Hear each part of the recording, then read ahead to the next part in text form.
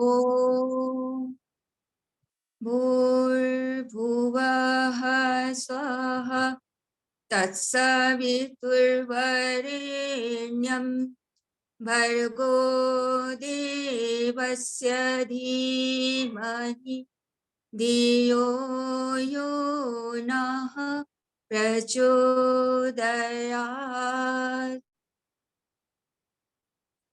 बच्चों, आज आप लोग इस जो शिविर में उपस्थित हैं, तो आज संगति के बारे में जानना आप चाहेंगे कि संगति कैसी होती है और क्या इसके पक्ष होते हैं। तो आप लोगों ने बच्चों जंगल बुक देखा होगा। जंगल बुक की स्टोरी करीब करीब सभी बच्चों ने देखा होगा। उसमें एक ऐसे बच्चे की स्टोरी है, मोगली उसका नाम है। वो जो जंगल में रहता है, बचपन में किसी कारणवश वो जंगल में छूट गया।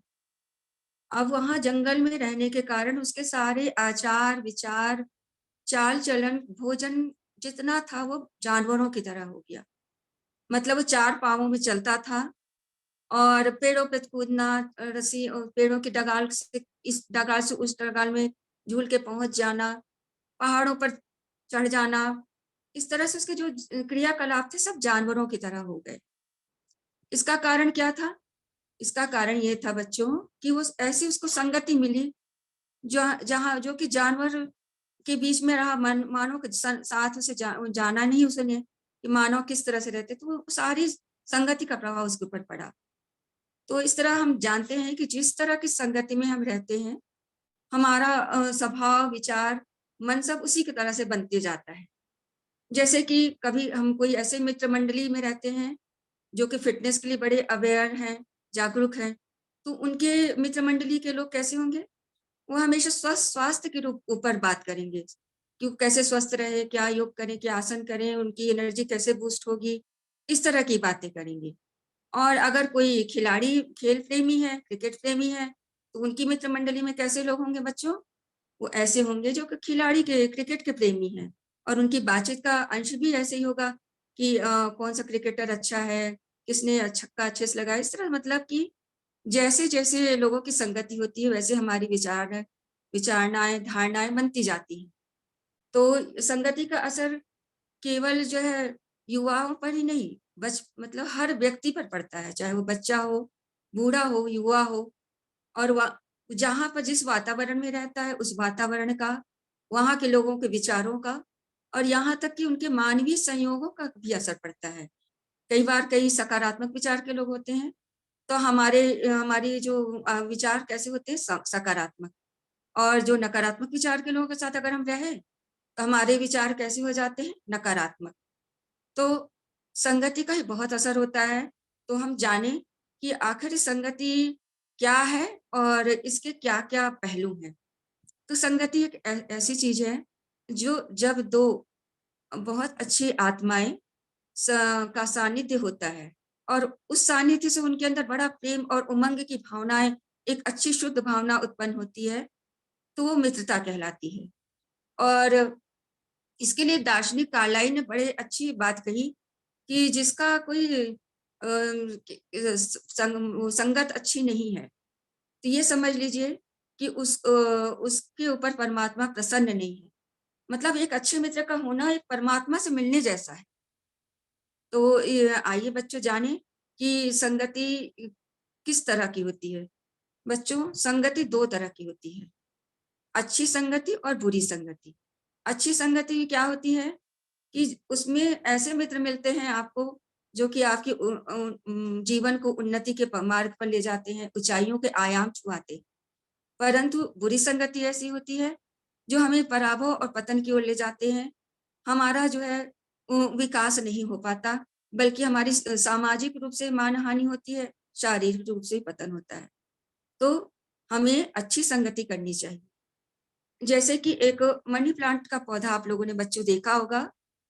उस पौधे की लता को अगर किसी पेड़ के पर चढ़ा दिया जाए, तो जैसे-जैसे पेड़ बढ़ेगा, उसकी लताएँ उसके शिखर को धीरे-धीरे छूने लगेंगी। परंतु उसी लता को यदि किसी कुआँ के बाट पे लगा दिया जाए, तो नीचे की तरफ जाने लगेगा। तो वैसी ही संगति होती है। संगति अगर अच्छे लोगों की जाए, तो हमें उत्कृष्ट आकाश की ओर ले जाएँगे, ऊँचाइयों की ओर ले जाएँगे। परंतु बुरी संगति हमें पराजय दिलाती है, तो हमें अच्छी संगति करनी चाहिए। बच्चों, अब आप सोचेंगे अच्छी संगति क्या होती है? इसके क्या लक्षण हैं? हम कैसे जानें कोई कोई मित्र अच्छा है, कोई मित्र बुरा है? तो आइए हमको इसको समझने के लिए कुछ चीज़ों पर ध्यान देते हैं, बिंदुओं पर ध्यान देते हैं। सच्चा मित्र ऐसा मित्र होता है, जिसको देखते ही आपके मन में बड़ी प्रसन्नता होने लगती है। आपको लगता है कि आप उससे सारी बातें कह दें। आप उसके हास-परिहास कर सकते हैं, उसको उसके साथ भोजन कर सकते हैं। उसको अपने साथ रखने में आपको प्रसन्नता मिलती है। छोटे-मोटे गिफ्ट देने में उन्हें खुशी मिलती है।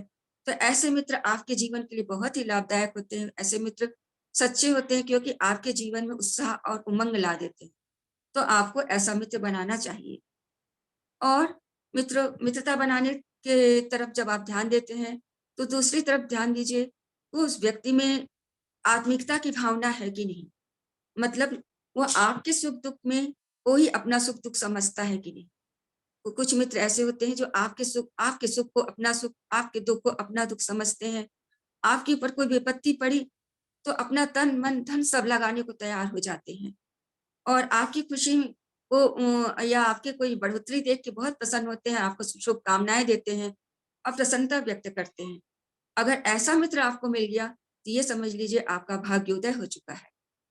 ऐसा मित्र मिलना वास्तव में बहुत बड़े भाग्य की बात है और ऐसा ये व्यक्ति अगर आपके जीवन में आ गया है, तो आप जीवन पर्यंत आपको किसी प्रकार के कष्ट के उनको उठाना नहीं पड़ेगा। आपको हमेशा ही सुरक्षा भावना रहेगी कि आपके सामने, आपके साथ एक बहुत अच्छा मित्र है। तो उसमें आत्मीयता की इस भावना का से ओत-प्रोत होना चाहिए। और एक और भावना है कि एक आपके मित्र को निस्वार्थ होना चाहिए, निश्चल होना चाहिए। वो आपसे मित्रता इस बात ना करे कि वो आपका धन देख लिया या आपकी भौतिकता का सुख देख लिया या आपको बहुत ज्ञान में देखिए किसी को सहायता मिलेगी, चलो इससे मित्रता कर लेते हैं। तो ऐसे स्वार्थी मित्रों से आप सावधान हो जाइए, क्योंकि ऐसे स्वार्थी मित्र जहाँ आपके पास धन की कमी हुई या आप किसी मुसीबत में फँसे, तो किनारा कर लेते हैं। तो ऐसे मित्र नहीं बनाइए, निस्वार्थ हो, निश्चल हो, जो आपके हृदय के प्रेम को देखकर मित्रता बनाते हैं। तो ऐसे मित्र बनाना चाहिए। जैसे कि भगवान कृष्ण और सुदामा की मित्रता थी। कृष्ण और सुदामा बचपन से मित्र थे और बड़े होने पर सुदामा तो दरिद्र रह गए, परंतु भगवान कृष्ण एक द्वारिका के राजा बन गए। जब द्वारिकाधीश वो बन गए और सुदामा बहुत दरिद्र थे, उनकी इच्छा हुई कि क्यों ना अपने मित्र कृष्ण से मिला जाए। वो द्वारिकाधीश पहुँचे और महल के दरवाजे तक गए, परंतु उनको हिम्मत नहीं हुई कि इतने बड़े राजा से वो ऐसे हालत में मिलने जाएँ। तो वो महल के दरवाजे पर ही खड़े हो गए और वहाँ पर से उन्होंने सूचना भिजवा दी कि आपके दरवाजे पर आपका मित्र आया है। परंतु जब भगवान कृष्ण ने सुना कि उनका मित्र आया है, वो पैरों में बिना चप्पल पहने दौड़ते हुए, भागते हुए दरवाजे पे गए और सुदामा को अपने गले से लगा लिया, उन्हें महल ले आए, उनके चरणों को धोया, उनकी सेवा शुश्रूषा की और उन्हें उत्तम धनराशि से परिपूर्ण कर दिया, उनकी सारी दरिद्रता दूर हो गई। तो ऐसा निश्चल प्रेमी यदि आपका मित्र है, जो मन में किसी प्रकार की छल भावना नहीं रखता उसका प्रेम अंदर से स्वार्थ विहीन है, तो ऐसे मित्र से आप मित्रता अवश्य कर सकते हैं। और मित्रता में क्या गुण होना चाहिए? वो विचारवान, ज्ञानवान हो। मित्र हमेशा आप अपने से श्रेष्ठ विचारवान व्यक्ति को बनाइए और अपने से श्रेष्ठ ज्ञानवान व्यक्ति को। क्योंकि यदि ज्ञानवान होगा, तो आप हमेशा उससे कुछ न कुछ ज्ञान की बातें सीखते रहेंगे और विचारवान होगा, तो आपकी विषम परिस्थितियों में बहुत अच्छी सलाह देगा वो और आपको विषम परिस्थितियों से बचाएगा। और ये बचाएगा ही नहीं बल्कि आपके कुछ कमजोरियां हैं उनको दूर करेगा। आपके गुणों का तो वो बखान करेगा पर अवगुणों को छुपा के रखेगा। तो ऐसे मित्रों को आप बनाइए जो कि विचारवान हो। जैसे कि कृष्ण और अर्जुन की मित्रता। कृष्ण अर्जुन बहुत बचपन से ही मित्र थे, साथ-साथ पढ़े थे। तो परंतु जब कुरुक्षेत्र का युद्ध होने लगा, तो कृष्ण के अंदर अर्जुन के अंदर ये भावना उत्पन्न हुई कि पता नहीं मैं ऐसे सामने हमारे सारे परिवारगण हैं, इनसे मैं युद्ध करूँ कि नहीं करूँ? बड़े किंग कर्तव्य विमूढ़ होके खड़ा हो गया। तब उनका मित्र कृष्ण उन्होंने ज्ञान दिया कि नहीं मित्र, ऐसा करना अपयश को की प्राप्ति होगी। आपके सामने आपका कोई मित्र नहीं है, बल्कि वो पापी हैं, अनीति करने वाले लोग हैं। आपको इनसे युद्ध करना पड़ेगा और अपना गांडीव धारण करना पड़ेगा। तो ऐसे मित्र जो कि विचार में श्रेष्ठ हैं, ज्ञान में श्रेष्ठ हैं, आप जब उनको अपना मित्र बनाएँगे, तो पल-पल हर विषम परिस्थिति में आपको खड़े होंगे, आपका मार्गदर्शन करेंगे और आपको विपत्तियों से बचा भी लेंगे और आपको एक श्रेष्ठ व्यक्ति बनाएँगे। और एक और गुण होना चाहिए, अगर आप अच्छे मित्र बनाना चाहते हैं, उसे उदार दृष्टिकोण वाला होना चाहिए। मतलब उसके अंदर शुद्धता, संकीर्णता ना हो, बड़े मन वाला हो। छोटी-छोटी बातें, अगर कुछ आपसे गलती हो भी गई, तो उसे माफ़ कर सके। जैसे कि भगवान राम थे, जैसे ऋषिमुख पर्वत पे हनुमान जी अकेले रहते थे सुग्रीव के साथ, उन्हें कोई नहीं जानता था। परंतु जब उन्होंने राम से मित्रता कर ली, तो उन्हें सारे लोग जानने लगे और आज दुनिया में हनुमान जी को सब पूछते हैं, क्योंकि उन्होंने राम जी का कार्य किया और राम जी ने उन्हें अष्टसिद्धि नवनीत के दाता बना दिया और सबसे ज़्यादा ज्ञानवान और बलवान कहलाए वो। और इसी तरह विभीषण विभीषण ने भी राम जी से मैत्री की, तो लंका का राज्य मिला, साथ में राम जी की अटल भक्ति भी उन्हें मिली। परंतु दूसरी तरफ रावण, वह दुष्टों के साथ ही रह गया, तो वो क्या हुआ? उसका पूरा कुल राज्य, यहाँ तक कि वंश परंपरा सब समाप्त हो गई। तो ऐसा मित्र आप चुनिए, जो उदार दृष्टिकोण वाला हो, बड़े बड़े दिल वाला हो, बड़े विचार वाला हो, तो आपको वो पूरे जीवन साथ देगा। और बच्चों, एक और बात है, अगर आप मित्र बनाने जा रहे हैं, तो आप ये देखिए कि वो आपका जो मित्र है, उसमें आध्यात्मिकता का भाव कितना है, वो सामाजिक कितना है। मतलब वो बड़ों का मान-सम्मान करता है कि नहीं, माता-पिता का, अपने गुरुजनों का, या आपके छोटी-छोटी कोई सेवा की आवश्यकता पड़ी, उसमें वो आगे आ रहा है कि नहीं। अगर इन सब बातों में वो आगे है, वो मान-सम्मान करता है बड़े-बुजुर्गों का, अपनी संस्कृति का, अपने रीति-रिवाजों का, तो ऐसा मित्र वो सम्माननीय है। उसको उसको मि उससे मित्रता करना आपके लिए बहुत ही लाभकारी होगा। तो उसके अंदर ये आध्यात्मिक और सामाजिकता का गुण का भी आप उसमें देखिए, तो वो आपके ऐसे मित्र आपकी ऊँचाइयों की ओर ले जाने वाला होगा, उत्कृष्ट चिंतन देगा और आपका परिष्कार करेगा। और आप मित्र बनाने जा रहे हैं और बहुत सारे विचार हैं, जैसे कि आप उनमें देखिए कि एक समान की प्रवृत्ति ज क कर जैसे कि जब एक विचार वाले होते हैं, तो मित्रता बहुत दिनों तक टिकती है। जैसे 2 कला प्रेमी हैं, 2 संगीत प्रेमी हैं, तो उनकी मित्रता बहुत अच्छी निभ जाती है। या प्रकृति के प्रेमी हैं, तो ऐसे लोग जब मित्र बनते हैं, तो उसके गूढ़ रहस्यों को जानते हैं, उसकी साधना करते हैं, उनका ज्ञान बढ़ता है, उनकी विचारणाएँ एक होती है। ऐसी मित्रता भी बहुत जीवन भर टिक जाती है। तो मित्रता में समान विचार और समान भावना का होना भी एक बहुत बड़ा घटक होता है। और बच्चों, कई बार ऐसा होता है कि आप स्कूल गए हैं, एक कोई व्यक्ति, बच्चा आपको बहुत अच्छा लग रहा है, आप चाहते हैं उसको मित्र बनाएँ, परंतु आपको ये समझ में नहीं आ रहा कि ये मित्र उसके अच्छा होगा कि नहीं। तो आप ऐसा करिए, उसे अपने उस मित्र को आप ध्यान देते रहिए, वॉच करिए, वो कैसे-कैसे व्यवहार करता है और उस बात को अपने माता-पिता से शेयर करिए। उन्हें बताइए, क्योंकि माता-पिता जीवन भर के अनुभवी व्यक्ति होते हैं, वो आपको उचित सलाह देंगे कि हाँ बेटा, इनसे इस ये बच्चा आपके लिए अच्छा होगा या ये इससे संगत करना आपके लिए ठीक नहीं है। तो आप अपने घर में, परिवार में भी इसके बात के लिए सलाह ले सकते हैं। और कई बार ऐसा होता है बच्चों कि आपको लगता है कि आस-पास में कोई ऐसा व्यक्ति नहीं है जिसे मित्र बनाया जाए, बहुत ही चारों तरफ नशे वाले लोग हैं या उनकी प्रवृत्ति अच्छी नहीं है। तो आप अपने जुझारू प्रवृत्ति को अपना साथी बना लीजिए। अब आप कहेंगे कि जुझारू प्रवृत्ति क्या होती है? तो ये एक ऐसी प्रवृत्ति होती है, यदि एक अच्छी सोच, रचनात्मक सोच और जो सकारात्मक सोच होता है, वो बहुत बड़े रचनात्मक आविष्कार को जन्म देता है। जैसा कि हम लोग जानते हैं, मिसाइल मैन के नाम से प्रसिद्ध एपीजे अब्दुल कलाम, वो बड़े जुझारू प्रवृत्ति के आदमी थे। उनके पास अ, आर्थिक संपदा के नाम से तो कुछ भी नहीं था। यहाँ तक कि जब वो पढ़ते थे तो उनके पास नोटबुक भी नहीं होती थी जिसमें वो अपने सूत्रों को लिख सकें। तो वो दीवारों पर लिख-लिख के अपने मतलब सूत्रों को याद करते थे। परंतु उनका व्यक्तित्व बड़ा जीवट था, जुझारू थे और नित्य लगन से अपने कार्य को करते रहे और आखिर में पहला मिसाइल उन्होंने तैयार किया और फर्स्ट मिसाइल मैन के नाम से हमको जानते हैं। इसके साथ ही साथ वो भारत के राष्ट्रपति बने और अनेक लोगों के लिए वो प्रेरणा के प्रेरक हैं, क्योंकि बहुत महान व्यक्तित्व के धनी थे वो। उनके जीवन में हम लोगों ने कभी भी क्रोध नहीं देखा, कभी ईर्ष्या नहीं देखी, बड़े ही विनम्र थे।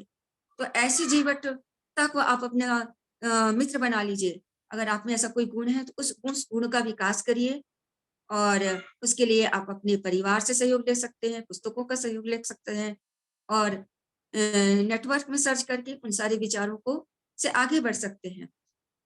जैसा कि स्टीव जॉब ने किया था। स्टीव जॉब भी बहुत ज़्यादा, उनके पास भी आर्थिक हालत अच्छी नहीं थी, परंतु उनके मन में ये था कि कुछ ऐसा बनाया जाए दुनिया में क्रांति ला दे। तो उन्होंने आईपॉड बनाया और ये एप्पल के आई करके इसके फ़ोन वगैरह बनाए। तो इससे उनका नाम दुनिया में आया और एक सामाजिक क्रांति दुनिया में उन्होंने ला के दिखा दिया। तो ऐसी जुझारू प्रवृत्ति अब यदि आपके अंदर है, तो उसे आप अपना साथी बना लीजिए। और बच्चों, जिज्ञासु प्रवृत्ति। जिज्ञासु प्रवृत्ति एक ऐसी प्रवृत्ति होती है जिसमें आपके मन में हमेशा कोई ना कोई प्रश्न उठता रहता है कि यदि ऐसा करता तो ऐसा होता, ऐसा करता तो ऐसा होता। तो यही विचारधारा यदि आप सकारात्मक दृष्टिकोण से आगे की ओर बढ़ रही है, तो वो उसे उस विचारधारा को आप अपना मित्र बना लीजिए। जैसा कि क्योंकि एक प्रश्न आदमी बहुत से बड़े आविष्कार को जन्म देता है। आप बोलेंगे एक प्रश्न से कैसे आविष्कार हो सकता है? बिल्कुल हो सकता है बच्चों। जैसे कि न्यूटन एक सेब के पेड़ के नीचे बैठे थे, ऊपर से सेब गिरा और उनके मन में विचार कौन था कि ये सेब ऊपर से नीचे ही क्यों गिरा? ये आकाश की तरफ भी तो जा सकता था। अब यही प्रश्न उनके लिए जीवन का प्रश्न हो गया और इसके समाधान करने में जुट गए और इसके कारण उन्होंने ग्रेविटी के सिद्धांत का, जिसे गुरुत्वाकर्षण का सिद्धांत बोलते हैं, उसका प्रतिपादन किया। ऐसे ही राइट ब्रदर्स थे। राइट ब्रदर्स के अंदर ये भावना होती थी, क्या पक्षी उड़ सकते हैं तो क्या हम आकाश में नहीं उड़ सकते? तो कुछ ऐसा किया जाए कि हम लोग भी आकाश में उड़ सके। और इस सोच विचार को इन्होंने इतना बल दिया, उसमें लगे रहे लगातार, तो उन्होंने क्या बना डाला? हवाई जहाज। तो ऐसी अगर आपके अंदर जिज्ञासु प्रवृत्ति के आप हैं, खोजी प्रवृत्ति के आप हैं, तो बहुत तरह के इन्वेंशन कर सकते हैं और एक समाज में और पूरे विश्व में एक कीर्तिमान स्थापित कर सकते हैं और आपका जो समय फालतू नहीं जाएगा और अच्छी चीज़ों में जाएगा और एक बहुत बड़े समाज में आपका नाम भी प्रतिपादित करेगा, विश्व में नाम कमाने के लिए एक मौका आपको देता है। तो इस प्रकार से आप जो है आपकी जिज्ञासु प्रवृत्ति भी आपके लिए एक सहायक मित्र की तरह काम करती है। इसके अलावा पुस्तकें, पुस्तकें आदमी की अच्छी पुस्तकें हर व्यक्ति की बहुत अच्छी मित्र होती है। अच्छी पुस्तकें मतलब ऐसे महापुरुषों के द्वारा लिखी हुई पुस्तकें, जिन्होंने जो लिखा है वह वास्तव में उनका जीवन चरित्र भी वैसा ही रहा। जैसे हमारे गुरुदेव, उन्होंने जैसा लिखा वैसा ही उन्होंने अपना जीवन भी जिया। और ऐसे लोगों की जब आप पुस्तक पढ़ते हैं, ऐसे जीवंत लोगों के, तो उनके जीवंतता से आप जुड़ जाते हैं और वो जीवंतता आपके जीवन में उतरने लगती है। आपकी सारी नकारात्मक सोच सकारात्मकता में बदलने लगती है और ऐसी पुस्तकों से आप वैज्ञानिकता का ज्ञान ग्रहण कर सकते हैं, आप नए-नए इन्वेंशन कर सकते हैं, महापुरुष बन सकते हैं, ब्रह्मज्ञानी बन सकते हैं। क्योंकि एक जो पुस्तक होती है वो क्या होती है? स्टील प्लांट की तरह होती है। जैसे एक स्टील प्लांट में हम लोहा, लक्कड़ कुछ भी डालते हैं, तो वो फौलाद स्टील की तरह निकलता है। तो उसी तरह जब हम एक अच्छी पुस्तक पढ़ते हैं, तो हमारे जितने भी नकारात्मक विचार, काम, क्रोध, ईर्ष्या, द्वेष, वो सब बदल करके किसमें कन्वर्ट हो जाता है? दया, प्रेम, ममता, क्षमा, ये सारे गुण आ जाते हैं। तो अच्छी पुस्तकों को अपना मित्र बनाइए और जीवन में आगे बढ़िए। तो इस बात की चिंता आप बिल्कुल मत करिए कि सत्संगति कैसे प्राप्त हो, उसके क्या अगर नहीं मिल रही है तो हम कहाँ जाएँ? क्योंकि एक संगति अच्छी संगति आपको ऊँचाई की ओर ले जाएगा, इसलिए आप इसके लिए भरसक प्रयास करिए। अब उसका दूसरा पक्ष है कुसंगति। कुसंगति में पढ़ कर के आदमी का हमेशा पराभव हुआ है। वो इसमें कोई भी एक भी ऐसा उदाहरण नहीं है, जो कि यह दर्शाता हो कि कुसंगति में पढ़ कर के दुनिया में कोई आगे बढ़ा हो। तो कुसंगति की पहचान आप कैसे करें? बच्चों, आप जानना चाहेंगे कि मैं कैसे जानूँ कि व्यक्ति अच्छा नहीं है? तो एक होता है कपटी मित्र। तो इसके लिए एक बहुत बढ़िया दोहा किसी ने कहा है, कपटी मित्र जो कपटी स्वभाव के होते हैं, उनके लिए कहा गया कपटी मित्र न कीजिए, पेट बैठ बुद्धि लेत, आगे राह दिखाई के पीछे धक्का देत। मतलब कपटी मित्र ऐसे होते हैं जो आपके मन की बात मीठी-मीठी बातें कर कर के आपके अंदर की सारी बातें निकलवा लेते हैं और उसके बाद वो जब आपको आगे बढ़ता हुआ देखते हैं तो आपकी ही टाँग खींचना शुरू कर देते हैं। पीठ पीछे आपकी बुराइयाँ करते हैं। तो ऐसे मित्र का को रामायण में भी रामचंद्र तुलसीदास जी ने कई जगह इसका वर्णन किया है कि ऐसे मित्र विषधारी सर्प की तरह होते हैं। वो शूल की तरह होते हैं, आपके जीवन में हमेशा काँटा की तरह चुभते रहेंगे। ऐसे मित्रों को त्यागने में ही भलाई है, तो इनसे आप किनारा कर लीजिए। दूसरे मित्र स्वार्थी मित्र। स्वार्थी मित्र ऐसे होते हैं बच्चों, जो अब तक आपके पास धन संपदा है, आपके आपके पॉकेट में पैसा है, तो आपके आगे पीछे नाचते रहेंगे। परंतु अगर उनको लगा कि आपके पैसे कम हो रहे हैं, अब आप उनका पैसे से कोई मदद नहीं कर पाएँगे, तो धीरे-धीरे वो किनारा करना शुरू कर देते हैं। तो ऐसे स्वार्थी मित्रों की आपको ज़रूरत नहीं है। ऐसे स्वार्थी मित्र से आप दूर रहिए और इनको पहचानने की कोशिश करिए कि कई बार ऐसा होता है कि आप उनकी बड़ी सहायता करते हैं, परंतु आपको कोई ज़रूरत पड़ती है, तो नकार देते हैं कि नहीं, उनके पास ऐसा चीज़ नहीं है। तो आप ऐसे मित्रों की पहचान करिए और दूरी बना लीजिए। फिर कुछ मित्र ऐसे होते हैं जो दुर्व्यसनी होते हैं। दुर्व्यसनी मतलब जिनमें नशा, हर तरह का नशा, शराब हो, बीड़ी, सिगरेट, तम्बाकू, इस तरह के नशा से वो एकदम संलग्न रहते हैं। वो कोशिश करेंगे कि आप भी आ जाइए। कई बार वो बोलेंगे इस पढ़ाई-लिखाई में क्या रखा है, चलो इसको हम लोग चलते हैं और ये पान, बीड़ी, सिगरेट इसका ऑफ़र करेंगे। तो आप बिल्कुल वहाँ से किनारा कर लीजिए क्योंकि बड़े-बड़े, अच्छे-अच्छे लोग इसके चक्कर में बर्बाद हो चुके हैं। आज जो बड़े-बड़े अपराध होते हैं, उसका कारण ये नशा ही होता है। उसमें 80% प्रतिशत कारण ये नशा का होता है। आपके माता-पिता ने आपको स्कूल पढ़ने के लिए भेजा है। उसे बड़ी मेहनत से उन्होंने पैसा कमाया है। तो उस माता-पिता का चेहरा को याद रखिए कि वो माता-पिता ने कितने कष्ट आपके लिए उठाए हैं। तो ऐसे व्यसनों में आप बिल्कुल मत फँसिए, उनसे दूर हो जाइए क्योंकि ये आपका शारीरिक का पतन तो करेंगे ही, शरीर से आपको निकृष्ट बेकार कर देंगे। समाज में भी आपको उसमें कोई नहीं रह पाएगा। तो ऐसे मित्रों से आप दूरी बना लीजिए। और दुर्विचारों वाले कुछ मित्र ऐसे होते हैं जो प्रश्न-परस्त होते हैं, आपको महँगे-महँगे कपड़े दिलवाने की बात करेंगे। आपके पास जब तक पैसा रहेगा उसको खर्च करवाते रहेंगे। और कई बार बड़े अच्छे घराने के बच्चे भी, अच्छे संस्कारी बच्चे, कई बार संस्कारों पर भी ये संगति बड़ी भारी पड़ जाती है। माता-पिता अच्छे-अच्छे संस्कार देते हैं, बच्चों को भेजते हैं स्कूल कहीं पढ़ने के लिए, परंतु बुरे लोगों के चक्कर में फँस कर के वो अपनी सारी चीज़ों को भूल जाते हैं और अपने पैसों का अपव्यय कर देते हैं। तो ऐसे मित्रों से आप बचिए। और बच्चों एक आजकल फैशन में चला है पुरुष मित्रता और महिला मित्रता। पुरुष मित्रता, महिला मित्रता का जो आज परिणाम देखने को मिलता है, वास्तव में बहुत ही दुखद है। उसका कारण ये है कि इसमें कुछ मर्यादाएँ, कुछ वर्जनाएँ होती हैं, जिसका पालन युवा लोग नहीं कर पाते। उनको भावों पर, विचारों पर नियंत्रण नहीं होता और इसका दुष्परिणाम हम लोगों ने बिल्कुल देखा है। कन्या न्यायालय में, बाल सुधार गृह के रूप में, बाल संप्रेक्षण गृह के रूप में और अंतिम में केंद्रीय जेल के रूप में। तो ये कैसे होता है कि एक केंद्रीय जेल में जैसे हम लोगों ने काम किया है, तो एक बार एक लड़की आई बड़ी सुसभ्य दिख रही थी। उससे हम लोगों ने प्रश्न किया कि बेटा तुम यहाँ कैसे इस चक्कर में फँस गई? तो उस बच्ची ने बताया कि आंटी मैं भी आप ही लोगों की तरह संस्कार शाला चलाती थी। गायत्री मंत्र सारे योग व्यायाम वगैरह सिखाती थी। परंतु एक पुरुष मित्र से मेरी मित्रता हो गई और उसके बाद मेरे उसने कहा वो भिलाई की रहने वाली लड़की थी। उसने कहा कि उस लड़के ने कहा कि मेरा अंबिकापुर में गाँव है, चलो मैं अपनी माँ से मिलवाऊँगा। वो वहाँ माँ को के पास लेके आया। तो रात में उन लोगों की कुछ कहा-सुनी हो गई। बात इतनी बढ़ गई, वो लड़का जो है घर छोड़ के बाहर निकल गया। अब बाहर निकल के उसने क्या किया, कुछ दूर जा कर के एक पेड़ में लटक के फांसी लगा ली। अब वो लड़की बार-बार फ़ोन कर रही है, पर लड़का ने फ़ोन नहीं उठाया।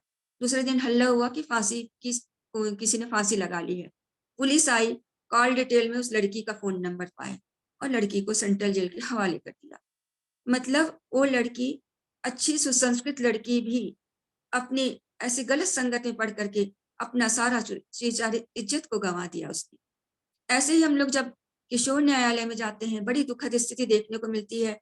12 साल, 14 साल के बच्चे और किशोरी न्यायालय जहाँ लड़कियाँ रहती हैं, 12 साल, 14 साल की बच्चियाँ हत्या के अपराध में, चोरी के अपराध में, यौन उत्पीड़न के अपराध में, व्यभिचार जैसे दुष्कर्म के अपराध में फँसी हुई हैं।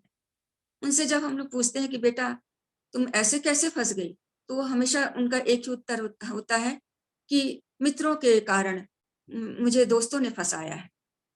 तो बच्चों, आप आपके पास समय है, आप चेत जाइए। ऐसे मित्रों से आप दूर रहिए, जो आपकी गलत कहीं चीज़ों में फँसा मत दे, तो उनसे दूरी बनाकर रखिए। इस तरह से बच्चों, आप लोगों ने जाना कि हर संगति के भी 2 पक्ष हैं, सत्संगति और कुसंगति। सत्संगत की महिमा सभी ने गाई है। तुलसीदास जी ने लिखा है, "सठ सुधरे सतसंगति पाई, पारस परस कुधातु सुहाई।" मतलब मूर्ख व्यक्ति भी सत्संगति पा करके सुधर जाता है। जैसे कि पारस मणि यदि लोहा को छूता है तो स्वर्ण बन जाता है। और इससे भी बड़ी बात उन्होंने क्या कही कि सत्संगति, तीनों लोकों का सुख एक पलड़े में रख दिया जाए और दूसरे में सत्संगति रख दी जाए, तो सत्संगति का पलड़ा हमेशा भारी रहेगा। तो इसके लिए उन्होंने लिखा, तात स्वर्ग अपवर्ग सुख, धरिये तुला एक अंग, तूल न ताहि सकल मिल, जो सुख लो सत्संग। तो सत्संग की महिमा यही है कि आप अच्छी संगति करिए, जीवन में आगे बढ़िए, और क्योंकि आपके माता-पिता ने बहुत आपके लिए स्वप्न देखे हैं और उनके सपनों को साकार करिए। अपने महापुरुषों से, अपने माता-पिता से, अपने बड़े लोगों से आप जो है शिक्षा ग्रहण करिए, उत्कृष्टता को प्राप्त करिए। आप सभी के लिए शुभ मंगल कामना, और श्रेष्ठ मार्ग पर चलिए, आगे बढ़िए बच्चों। और इसी शुभ मंगल कामना के साथ आप सभी को धन्यवाद। ओम शांति।